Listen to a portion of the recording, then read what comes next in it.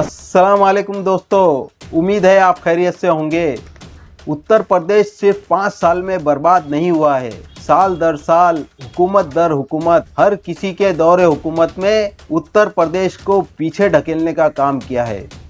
चाहे मंडल कमंडल का दौर हो, चाहे रिजर्वेशन के आंदोलन से निकले हुए सियासतदान, चाहे कमंडल हाथ में लेकर बाबरी मस्जिद की शहादत की दिशा में बढ़ती हुई बीजेपी, यूपी के भीतर यूनिवर्सिटी का हाल हो या फिर किसानों का, यूपी में औरतों के खिलाफ होने वाले मामले की पूरी फहरिस्त हो, या फिर उत्तर प्रदेश में दलितों और मुसलमानों के खिलाफ होने वाले जुल्म और नाउमीदी की दास्तान, हर पन्ने को पलटते जाएंगे तो आपके जहन में जात पात, सांप्रदायिकता और धर्म के नाम पर बटे हुए चेहरे ही उभर कर सामने आएंगे। इन हर दौर में किसी भी हुकूमत ने अपनी हुकूमत और सुविधाओं से ही सरोकार रखा है। उत्तर प्रदेश में किसी भी हुकूमत ने कभी ये नहीं सोचा था कि आने वाले वक्तों में एक ऐसी हालत हो जाएगी जहां नौजवान वोटर सबसे ज्यादा नाउमीद हो जाएंगे। मौजूदा वक्त में योगी सरकार जब 5 बरस बाद लोगों के बीच वोट लेने जा रही है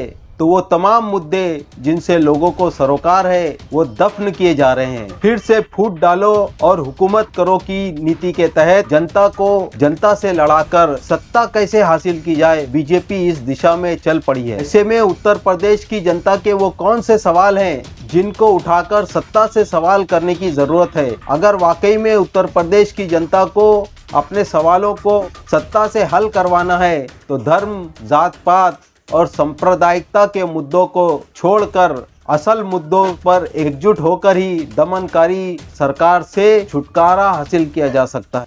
चाहे लखीमपुर खीरी कांड हो, जहां पुलिस की रिपोर्ट ये बताती है कि आज़ाद भारत में कोई किसानों को अपनी जीप से रौंदता चला जाए और फिर बड़े ठसक के साथ केंद्र में मंत्री भी बना रहे, ऐसा कैसे हो सकता है?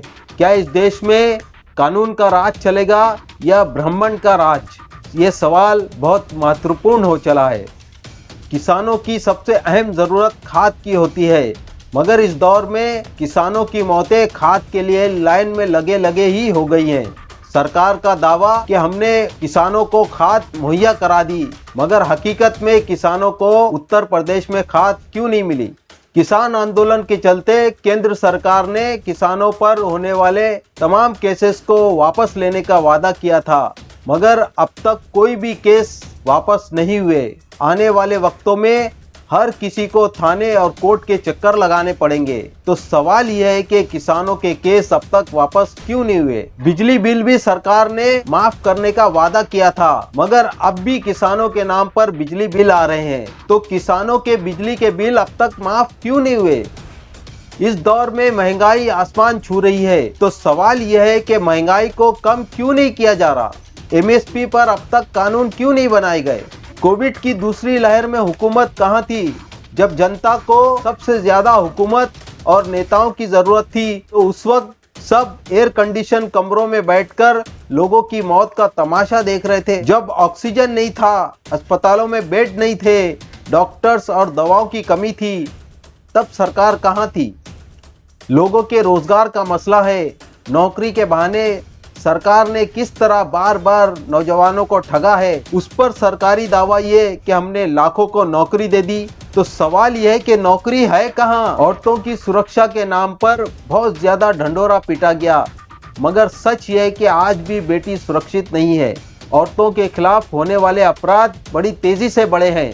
तो सवाल यह है कि लॉ एंड ऑर्डर की जिम्मेदारी किसकी है? इन सवालों के जरिए से उत्तर प्रदेश की जनता अपने आप को सांप्रदायिकता के मुद्दे से निकालकर जनता ही बनी रहेगी और जातों में नहीं बटेगी। ये सवाल इसलिए भी अहम हो चला है कि उत्तर प्रदेश के ज़रिए से ही देश की तकदीर लिखी जाती है। उत्तर प्रदेश उन मुद्दों का ग्राउंड ज़ीरो बना हुआ है जिन मुद्दों पर आने वाले वक्तों में देश को खड़ा होना है। सोचिए और समझने की कोशिश कीजिए। जब हम उंगलियों पर स्याही के निशान दिखाएंगे तो क्या ये निशान परिवर्तन का निशान होगा? इस वीडियो में बस इतना ही। आइंदा हम आपसे फिर मुलाकात करेंगे, तब तक के लिए अल्लाह हाफिज़।